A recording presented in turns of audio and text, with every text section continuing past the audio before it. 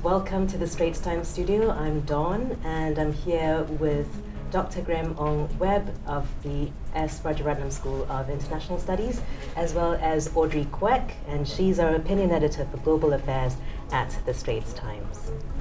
Well, welcome both of you. We're looking ahead to the on again, off again, on again summit between US President Donald Trump and North Korean leader Kim Jong-un. Let's start with the agenda. Graham, can you tell us, what do you think is likely to be on the negotiating table? It still remains to be seen what exactly the final agenda is going to be like. But having said that, I think certain key things will pop up in the agenda. One of which, of course, is the substance of the summit, the core issues, one of which, of course, will be the issue of denuclearization. That's a term that will definitely be mentioned explicitly, at least by the Americans. They'll kick off that way, talk about denuclearization, and garner a response from the North Korean side, Mr. Kim Jong-un, to talk about it and to demonstrate to the Americans what exactly North Korea is going to do in the next few months, at least, in denuclearizing their nuclear arsenal. Sanctions could be another one, relieving sanctions, but it's also been stated once again that they are not going to withdraw from the maximum pressure policy anytime soon, even though the term maximum pressure is not a term that President Trump is going to say explicitly anymore because it frustrates the North Koreans. But nevertheless, sanctions can be expected to remain in place until the North Koreans show tangible steps towards denuclearization. From what we know and what has been said, Kim Jong-un is not likely to come out, I don't think, on June 1st to 12th to say, okay, this is clearly what I mean on June 12th. I see this whole thing like a multi-part TV documentary, kind of. So June 12th is like the pilot program in which you say, okay folks, our two key players are here. These are some of the key things. We will let you know some of the critical plot points, things like denuclearization, the possibility of a peace treaty, sanctions, and hovering at the back whether troops, the troop presence will be discussed. But I don't expect them to go into great detail. To me, it's going to be a very long drawn process. CVID, the whole issue of denuclearization will come up again and again, and we will see more and more as to what is on offer from the North Korean side, right? And also what the Americans will accept or not.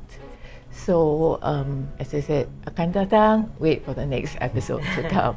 What will happen that a peace declaration can come out of these talks, and maybe Mr. Moon might even join the two men in Singapore? It may very well happen, albeit symbolically. You can't have a full-fledged, an exhaustive treaty without all the essential stakeholders, in particular China. And China has actually made expressions to that effect, that it has to be involved in such a peace treaty. So I can conceive one permutation where North Korea and the United States can sign a peace treaty, but it will probably be a peace treaty or accord that's also a work in progress, where we have some initial signatories to kick it off, but it cannot be completed without the signatories of other stakeholders, which I think maybe in terms of follow-on steps, that's what we could expect, trying to canvass the others and get them to come on board and sign this treaty as well to make it complete and to elevate it from something symbolic into something that's truly binding in an international legal sense and truly ending the Korean War in that respect. And just yesterday, Japanese Prime Minister Shinzo Abe was in the White House trying to get Mr. Trump to put the Japanese abductees issue on the agenda. And of course also, other people have called for Mr. Trump to raise the issue of human rights as well. Do you honestly think that those things will come up at the talks? I think it remains to be seen. It all depends on how much, to the degree to which Mr. Kim Jong-un on the one side and President Donald Trump, on the other side actually cave into that pressure. What I mean by this is that we know that Mr. Kim Jong-un has met President Xi Jinping on 2 occasions, and the sense is that Xi Jinping has actually most likely expressed Chinese interests to Mr. Kim, reminding him perhaps that, take into account it's not just you and the Americans, it's the rest of us too, and we have our interests that need to be taken into account as well. And now on the American side, We have President Donald Trump, who is expected to carry Japanese and South Korean interests into the room as well. Yeah. So it all depends on how much they cave into that pressure. The reason why I say this is because there's a sense that if we complicate the substance of the discussion on the 12th of June, it can risk derailing the summit altogether. That we need to tackle the fundamental issues, and some of those fundamental issues pertain to just two players, which is the DPRK and the United States of America right now, and they need to work their bilateral issues out first.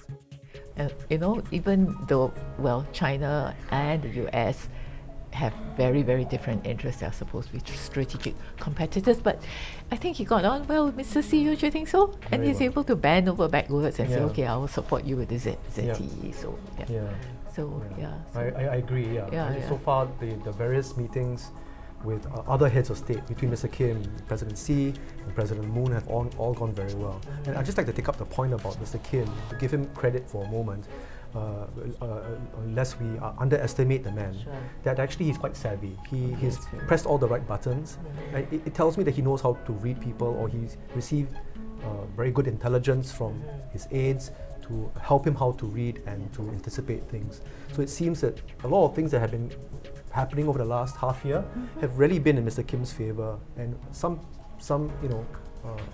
critics or more skeptics in the room, I would say, have said that he's gamed this all along, and that this is going according to plan, which some people say is a very simple objective for him.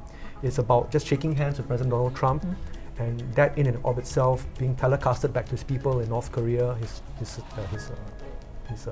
supporters, his constituents, or whatever you want to call them, that will build immense legitimacy for Mr. Kim Jong-un.